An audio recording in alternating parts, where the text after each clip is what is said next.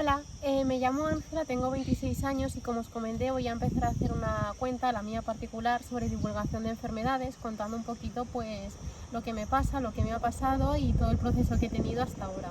Bueno, este vídeo va a ser totalmente improvisado, así que si repito cosas o me dejo cosas, pues lo siento mucho. Y bueno, voy a empezar hablando un poco de mis enfermedades. Las voy a separar entre físicas y mentales. Pues para empezar, las enfermedades físicas. Enfermedades físicas tengo migraña crónica, narcolepsia, neurofibromatosis, disautonomía, encefalomielitis miálgica, Ehlers-Danlos y probablemente neuropatía de la fibra fina. Para empezar, esas serían más o menos las enfermedades que tengo diagnosticadas hasta ahora físicas. Y las mentales he pasado por varios diagnósticos, que ahora lo comentaré todo, pero principalmente mi enfermedad principal es la esquizofrenia, teniendo en cuenta también la depresión que acarrea y demás. También he de decir que tengo el diagnóstico de autismo, pero eso no es una enfermedad, es una condición, así que no lo cuenta. Bueno, lo que estaba diciendo, la primera enfermedad que se me diagnosticó fue la neurofibromatosis. Es una enfermedad de los nervios en los cuales se crean tumores. Pueden ser plexiformes como los que yo tengo, que son pues, tumores que de normal son benignos, se pueden hacer malignos y convertirse en un cáncer, pero los míos de momento son benignos. Y se crean en los nervios o en la piel. También tienen manchas color café, dolores de cabeza, etc. Entonces, ¿qué ha pasado? Yo cuando nací tenía un neurofibroma grande en el tobillo. No me operaron hasta los 3 años para hacerme una biopsia y saber qué enfermedad era. Y desde entonces he tenido diversas operaciones de cuello, muslo, etcétera, que ya comentaré en otro vídeo en particular, hablando única y exclusivamente de la neurofibromatosis. Que únicamente diré ahora mismo que hay 3 tipos, la NF1, NF2 y schwannomatosis. Pero no se sabe realmente cuál tengo porque mis análisis genéticos no dan positivo, porque debe de haber un gen que lo provoca, que como no se estudian las enfermedades minoritarias o enfermedades raras también mal llamadas, pues no se sabe cuál es. También se me ha olvidado decir, y aquí recuerdo un poco, que la disautonomía que yo tengo en este caso se llama POTS, que es síndrome postural ortostático taquicárdico, y además tengo fibromialgia. ¿Cómo empezó todo? Bueno, pues ya quitando la neurofibromatosis, yo desde muy pequeñita he tenido muchos dolores, problemas de articulaciones, luxaciones, dolor articular y muchísimo cansancio. Desde muy pequeñita yo me cansaba enseguida, no solo por temas de la narcolepsia que me quedaba dormida, sino era un cansancio extremo. Yo llegaba del cole y pues como muchos que éramos pequeños nos íbamos al parque a jugar o hacíamos alguna otra actividad, yo me iba a dormir.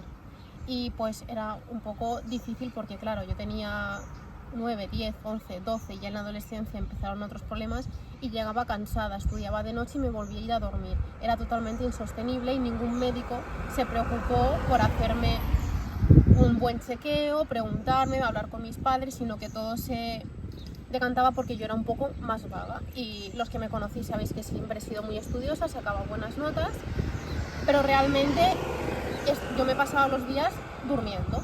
Con la adolescencia y la bajada de la regla empezaron ya otros tipos de problemas mayores. El cansancio cada vez iba empeorando, había muchísimos más dolores, problemas de dolores de los ovarios, de la regla, y etcétera. Entonces ya yo ahí me planteé y empezamos a ir a buscar médicos, buscar soluciones, explicaciones y al menos entender si realmente había un problema subyacente ante tanta patología.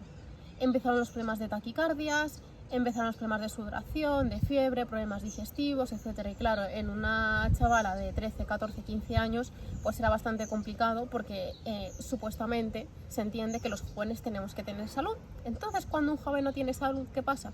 Pues pasa que no le hacen ni puñetero caso, que fue mi caso. Entonces, cuando me planteé ante muchos médicos, empecé a ir a privados. Yo tengo seguro privado, eso lo explicaré en otro vídeo porque soy de Muface, no es que yo pague un seguro privado per se. Entonces iba bastante más rápido las pruebas que lo desgraciadamente va en el Sistema Nacional de Salud y empecé a encontrar bastantes respuestas.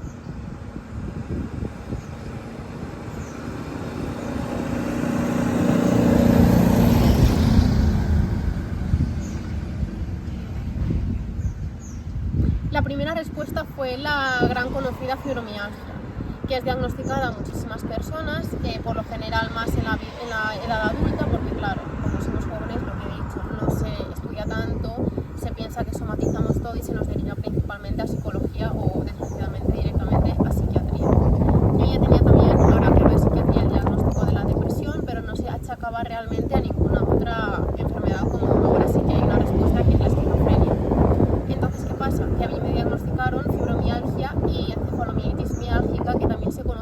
síndrome de fatiga crónica, que no es lo mismo que la simple, digo, de fatiga crónica, que está asociada directamente a la fibromialgia. Son dos enfermedades diferentes. La fatiga crónica es un síntoma de la fibromialgia y el síndrome de fatiga crónica, que está mal llamado porque realmente se llama encefalomielitis miálgica, es una enfermedad aparte, que yo la tengo ahora mismo en estado moderado severo. He pasado de estar severa a estar moderada severa porque mis síntomas ya no son tan, no peligrosos, sino importantes o graves, sí, como lo han sido hace unos meses, por ejemplo. Y es uno de los motivos por los cuales voy en silla de ruedas. Me canso muchísimo, no puedo caminar, tengo mucho dolor en las piernas, me fatigo, me falta el aire, me empiezan las taquicardias, que vienen también acorde con la disautonomía, que es el síndrome postural ortostático taquicárdico, que provoca taquicardias graves, taquicardias altas. También en algunas personas provocan bajadas de tensión, cosa que a mí no me ha pasado. Y entonces todos los síntomas se solapaban unos en otros y creaba pues una yo totalmente desregulada. Entonces el motivo principal del que uso la silla de ruedas o el bastón, que por cierto os animo a todas las personas que tengáis alguna discapacidad, algún problema de movilidad, etcétera, a usar herramientas de movilidad porque ayudan muchísimo, y aunque cara al resto puedan parecer perjudiciales o molestas, os animo muchísimo porque de verdad es un avance, da libertad y da muchísima independencia. Y lo que estaba diciendo, que me voy perdiendo. Entonces yo uso la silla de ruedas por lo que decía, por falta de movilidad, dificultad de la movilidad, dolor y sobre todo cansancio extremo. Entonces no puedo andar distancias más allá de los 100 metros porque me canso muchísimo, me mareo y me he llegado a desmayar incluso en muchísimas ocasiones. Por ejemplo, hablando de otra enfermedad, la disautonomía.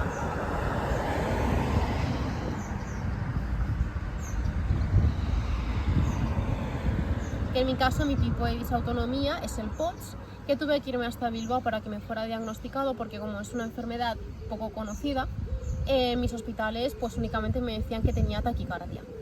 Entonces tuve que irme a un centro especializado en disautonomía por recomendación de una compañera de enfermedades y me fui directamente a Bilbao. En Bilbao me hicieron la prueba de la mesa basculante, que es que te tumban en una mesa y de repente hacen y la ponen de pie. Entonces, si tus pulsaciones suben más de 30 pulsaciones por minuto, se considera que tienes la enfermedad.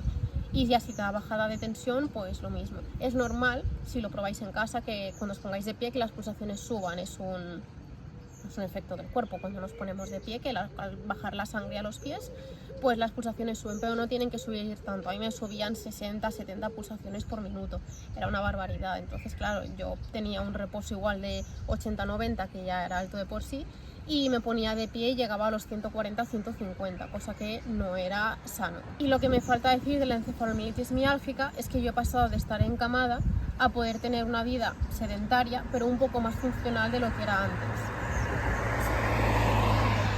Los que más me conocéis, más cerca habéis estado de mí, sabéis que he estado muchos meses encamada, muchos meses sin salir apenas de casa, porque claro, la enfermedad no me lo permitía.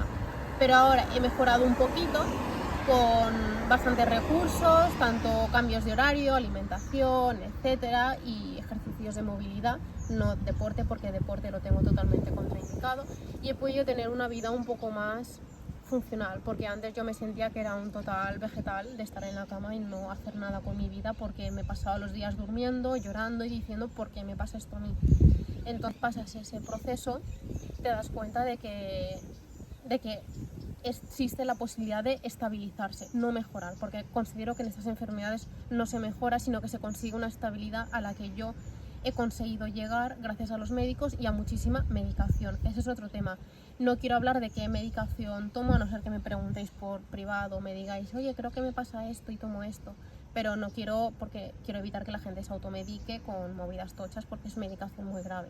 Siguiente enfermedad, las migrañas. Las migrañas es de las primeras enfermedades que me diagnosticaron, migraña crónica. Yo tenía 15, 16, 17 crisis al mes. He pasado por todas las medicaciones y ninguna me hacía efecto hasta que dieron con una medicación que es pinchada en la pierna. Y he reducido las crisis de tener 15, 16 al mes, como os acabo de decir, a tener unas 4 o 5. ¿Qué dices? Son muchas, sí, pero cuando tienes 15, 5 es una maravilla. La siguiente que me diagnosticaron, la narcolepsia. La narcolepsia vino bastante después de las migrañas, pero fue la siguiente gran enfermedad que me diagnosticaron y yo tenía muchos problemas del sueño, ya os he dicho, dormía muchísimas horas, no conseguían despertarme, me quedaba dormida en el metro y acababa en paradas un poco random.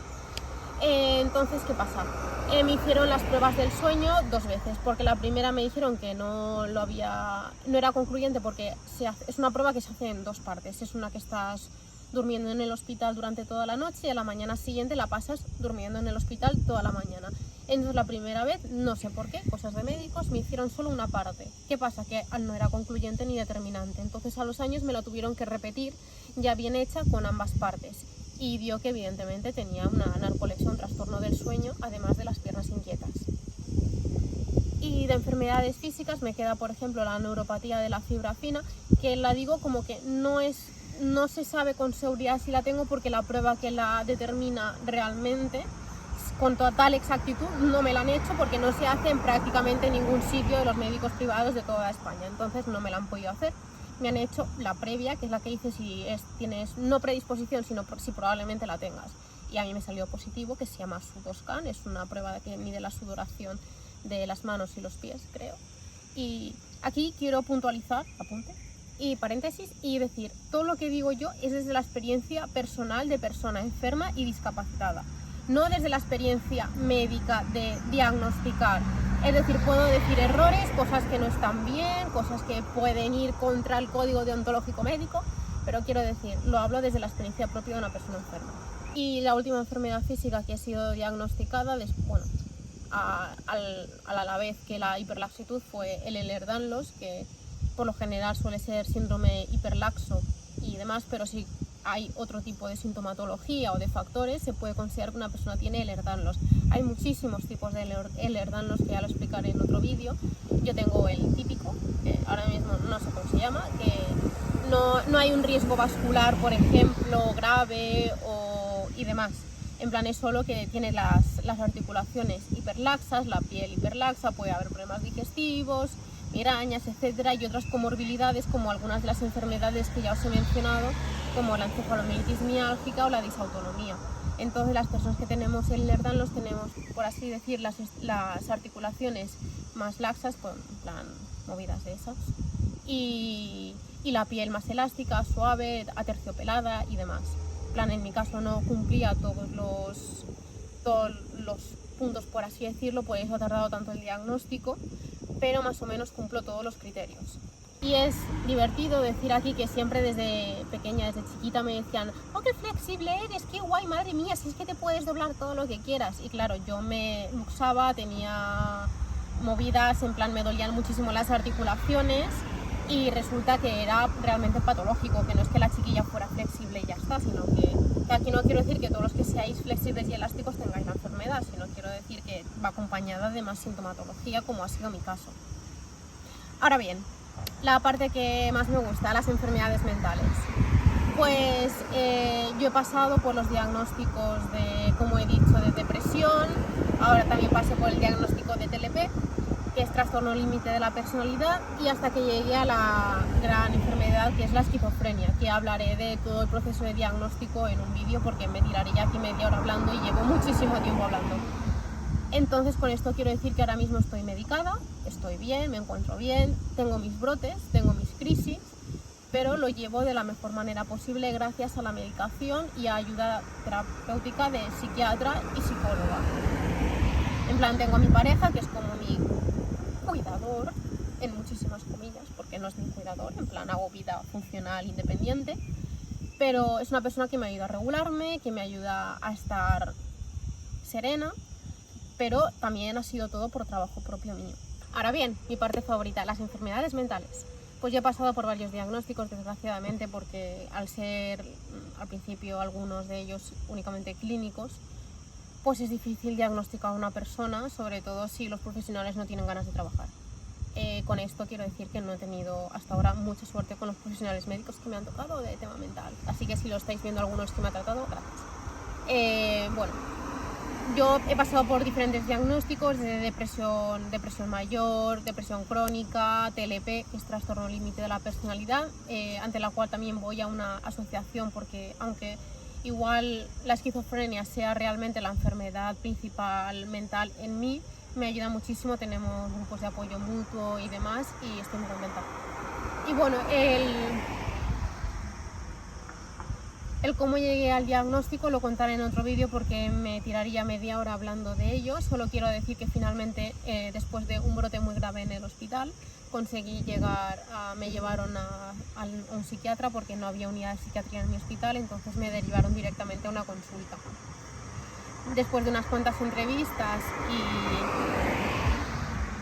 hablar de cómo me sentía, de lo que me pasaba, de las alucinaciones, de los brotes, paranoias, etcétera, etcétera, se llegó a la conclusión de que evidentemente tenía una esquizofrenia, de la cual estoy muy bien tratada, muy tratada hablando en tema de medicación y haciendo un trabajo personal propio muy grande con el apoyo y la ayuda tanto de mis amigos, mis amigues, mi pareja, mi familia, etcétera. Entonces, por lo general estoy muy contenta con eso. Es una enfermedad muy complicada, que te hace ser una persona totalmente dependiente, poco funcional, pero con trabajo y suerte también, porque hay muchas personas que tienen esquizofrenia. Probablemente conoceréis la esquizofrenia por los estereotipos y el estigma que existe en la sociedad, pero no es lo que veis realmente en la televisión. En plan, si tenéis dudas o curiosidades me podéis preguntar y puedo hacer un vídeo chachi hablando de lo que es la esquizofrenia y lo que yo siento teniendo la enfermedad. Y nada, sí, tengo alucinaciones auditivas, para la típica pregunta que me hace todo el mundo, y durante este vídeo no he tenido ninguna alucinación auditiva, así que todo bien, la suelo tener por la noche y ya está. Y bueno, gracias a los que habéis llegado hasta aquí. Como me gustaría que supierais, quiero hacer divulgación de tema de enfermedades, derechos de las personas con discapacidad, que por cierto mi TFM versó sobre la situación de las mujeres con discapacidad en el mundo, pues si a alguien le interesa se lo puedo mandar y lo leéis, haciendo spam de mi TFM. Y me gustaría hacer divulgación, llegar a más gente, luchar por nuestros derechos, porque la verdad es que los derechos de las mujeres con discapacidad son... no los derechos, sino la situación es bastante precaria, es bastante complicada, y me gustaría que supierais un poco pues cómo lidiamos nosotras con la vida que nos ha tocado. Y nada, muchísimas gracias a todo el mundo que me apoya diariamente, a todos mis amigos, mi pareja, mi familia, etcétera. Espero que os haya gustado. Habrá muchos más vídeos, muchas gracias.